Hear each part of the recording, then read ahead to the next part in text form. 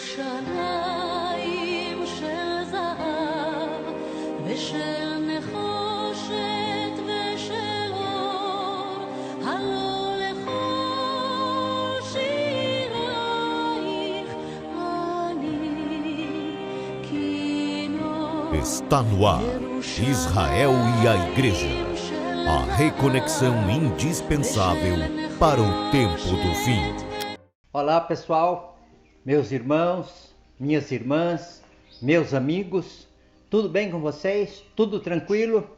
Olha, antes de prosseguir, eu quero convidar a você a deixar o seu like e a compartilhar este vídeo, clicando aí no sininho, porque assim quando nós postarmos um novo vídeo no canal, você vai ser o primeiro a ser notificado disso. Com certeza, todos sabem do que está acontecendo em Israel e na faixa de Gaza, por causa do ataque terrorista que o Hamas efetuou contra Israel.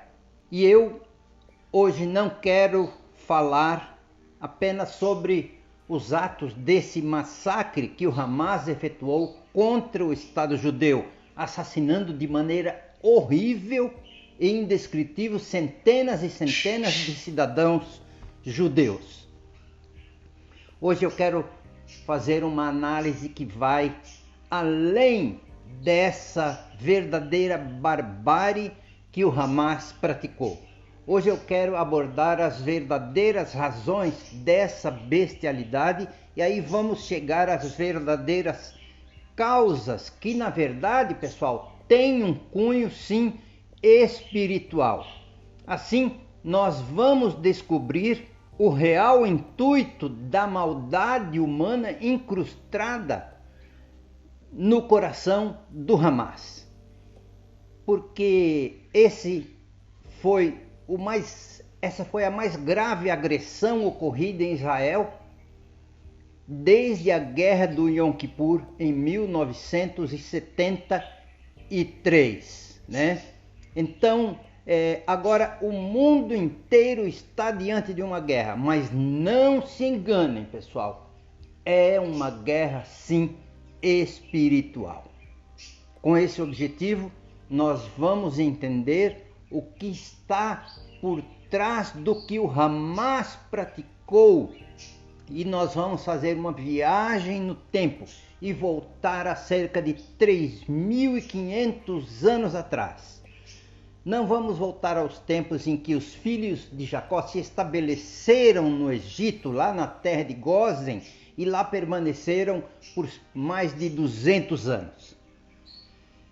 A Bíblia nos mostra de maneira clara o momento em que teve início os primeiros desencontros, os primeiros desentendimentos, os primeiros conflitos entre Israel e os filisteus. Vamos ver junto o que nós encontramos no livro de Gênesis, no capítulo 26, versos 13 a 16. Diz assim, olha lá: o homem, falando de Isaac, enriqueceu e sua riqueza continuou a crescer até que ficou riquíssimo e poderoso. Ele, Isaac, tinha muitos rebanhos de bois e ovelhas e numerosos servos. Por causa disso, os filisteus começaram a sentir grande inveja dele.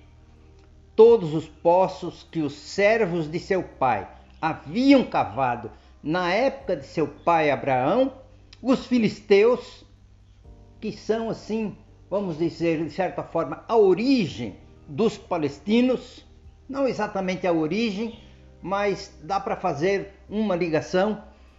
Eles, os filisteus, os haviam entulhado e coberto de terra. Então Abimeleque, na ocasião rei dos palestinos, pediu a Isaac: é melhor que deixes esta terra, pois te tornaste mais poderoso do que nós. Este episódio marca o início do antissemitismo, em minha modesta opinião. A inveja é a base do antissemitismo, A raiz primária do ódio a Israel é a inveja. Inveja do quê? Dos feitos, das realizações que Isaac tinha feito lá ao abrir poços, das conquistas do povo no decorrer dos séculos, dos milênios? Mais de 200 prêmios Nobel? Não. Trata-se de uma inveja, na verdade, sem motivo, pessoal. Alguns afirmam que a origem do antissemitismo se deu com Faraó, o rei do Egito, quando, depois das 10 pragas que lhe sobrevieram, perseguiu os filhos de Israel depois de mais de 200 anos de escravidão. Mas por puro medo do que poderia significar a multiplicação dos filhos de Israel, por ocasião do nascimento de Moisés, Faraó ordenou a morte de todos os meninos que nascessem aos hebreus. Vamos ver? Êxodo capítulo 1, verso 22. Então ordenou Faraó a todo o seu povo, dizendo: a todos os filhos que nascerem aos hebreus lançareis no Nilo, mas as filhas deixareis viver. Pessoal, foi pela providência divina que Míriam, a irmã de Moisés, o colocou em um cesto no rio Nilo. E ele foi preservado por Deus para se tornar mais tarde o libertador de Israel. Depois que Israel saiu do Egito, encontrou oposição, pessoal, o tempo todo. E os primeiros a lhe fazerem oposição foi Amaleque e os amalequitas. Vejam qual foi a orientação de Deus. A gente encontra isso no livro de Êxodo, mas também encontramos no livro de Deuteronômio, no capítulo 25, nos versos 17 a 19. Vejam só o que Deus pediu para Moisés. Lembra-te do que te fez Amaleque no caminho quando saías do Egito, como te veio ao encontro e te atacou na retaguarda. Todos os desfalecidos que iam após ti, quando estavas abatido e afadigado, e não temeu a Deus.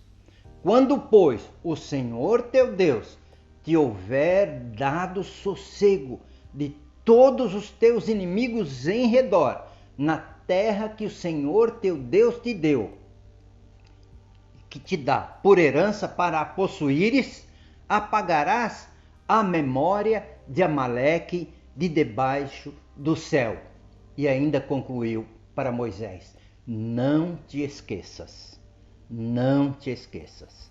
Pessoal, o espírito ou a ideologia de Amaleque atravessou milênios e perdura até os dias de hoje, neste século 21, pois Israel está cercado de nações que no fundo, querem a eliminação, a aniquilação de Israel, como está descrito bem claro nos estatutos do Hamas.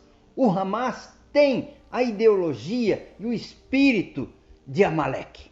Bem, pessoal, Israel atravessou as cruzadas, atravessou a Inquisição, passou pelo Holocausto, quando os nazistas eliminaram mais de 6 milhões de judeus durante a Segunda Guerra Mundial.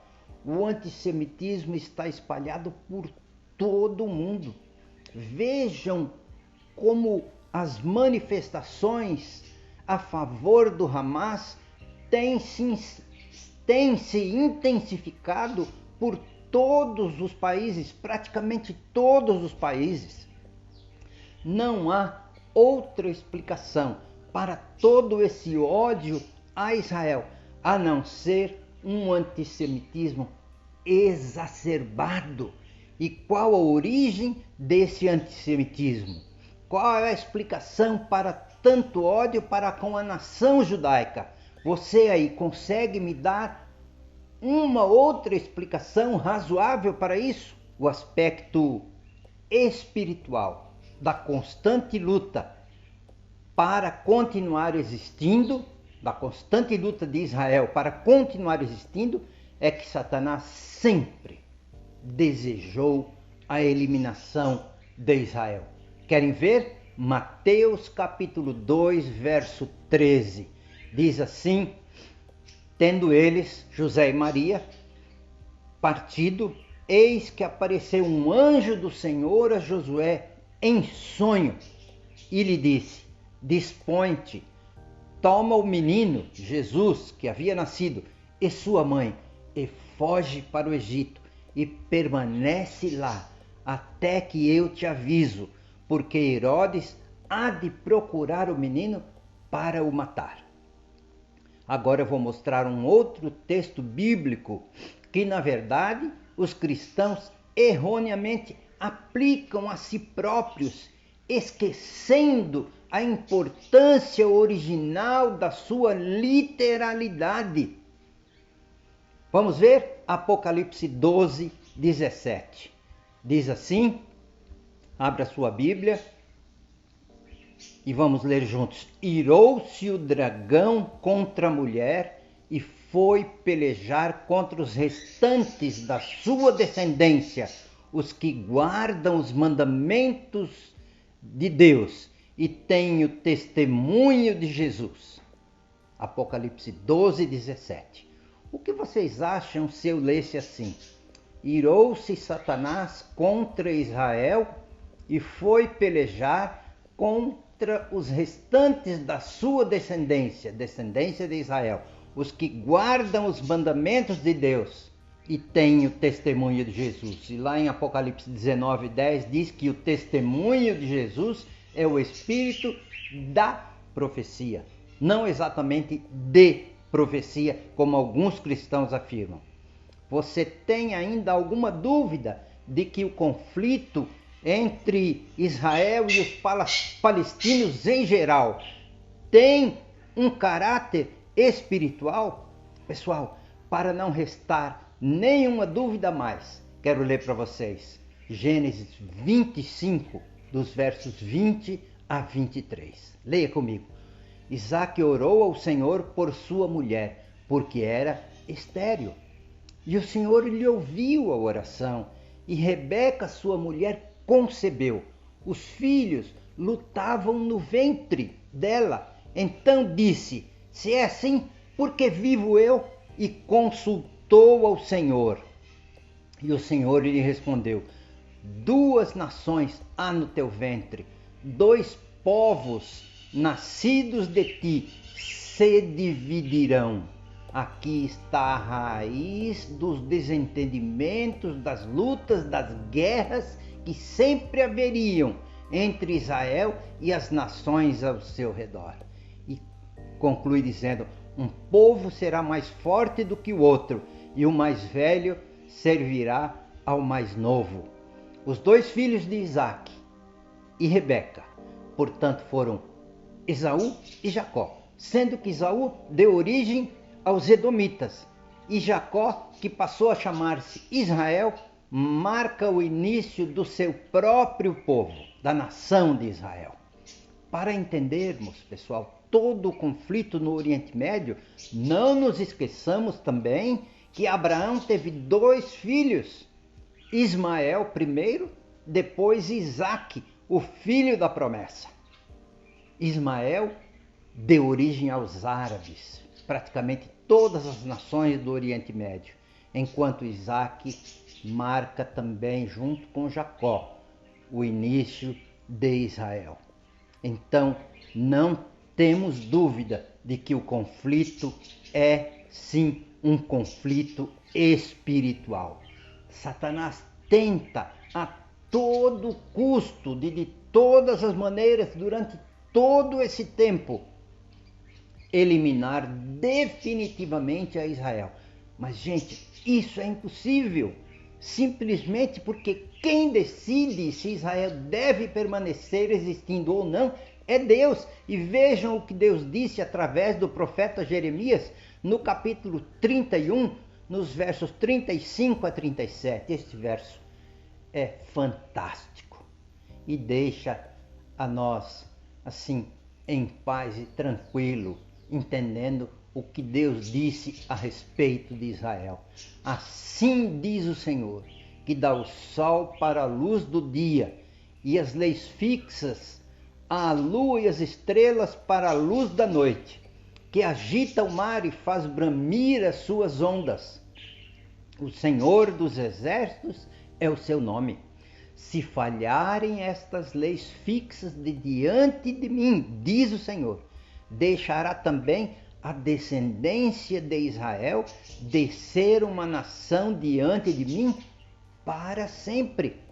Assim diz o Senhor, se puderem ser medidos os céus lá em cima e sondados os fundamentos da terra cá embaixo, também eu rejeitarei toda a descendência de Israel por tudo quanto fizeram, diz o Senhor.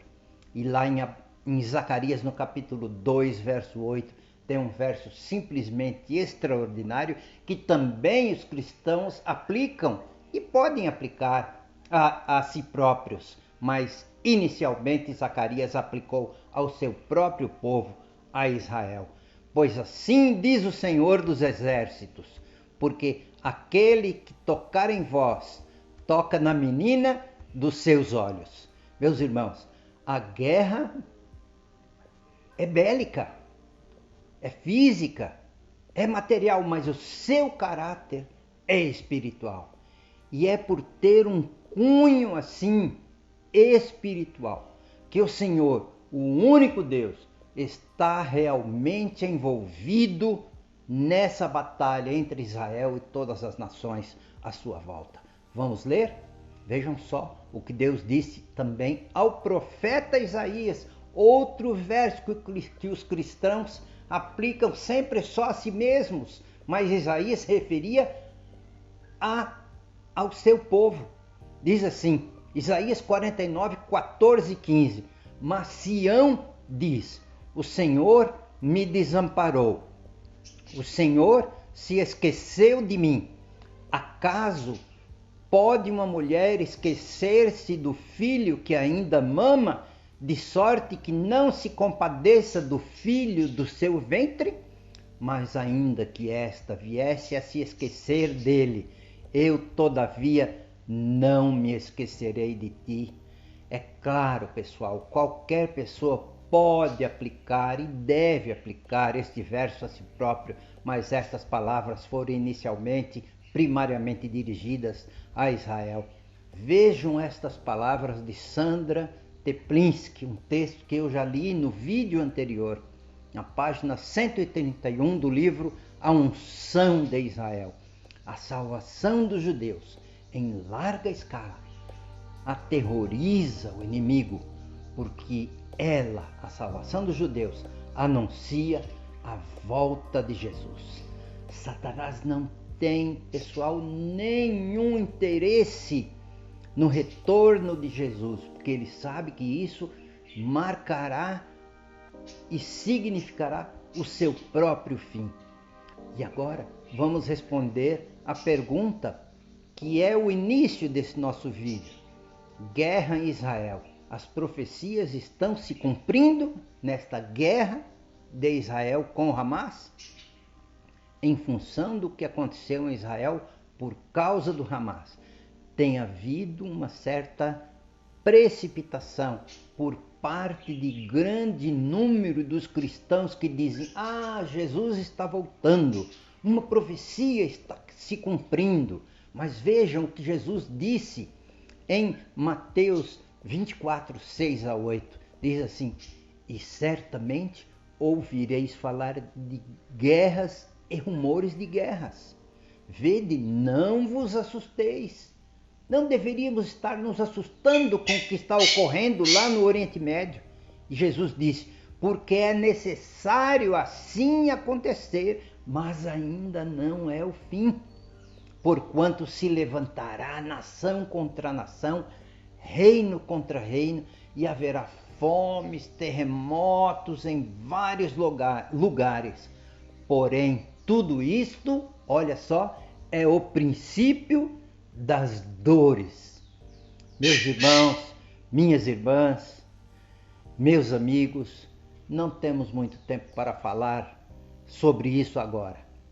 Mas ainda há algumas profecias, e uma em particular, para acontecer.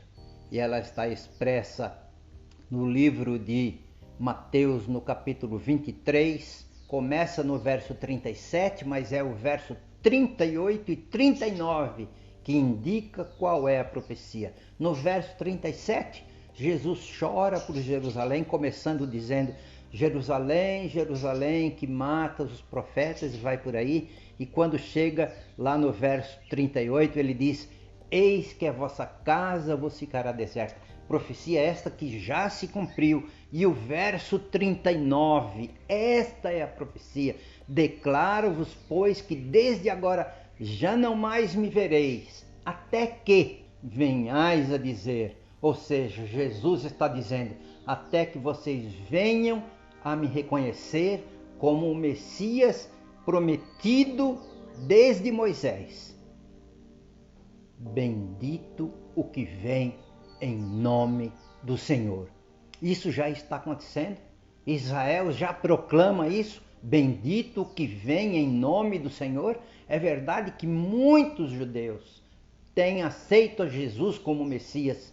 Como eu já afirmei em outro vídeo, há mais de 1 milhão de judeus que creem que Jesus é o Messias prometido.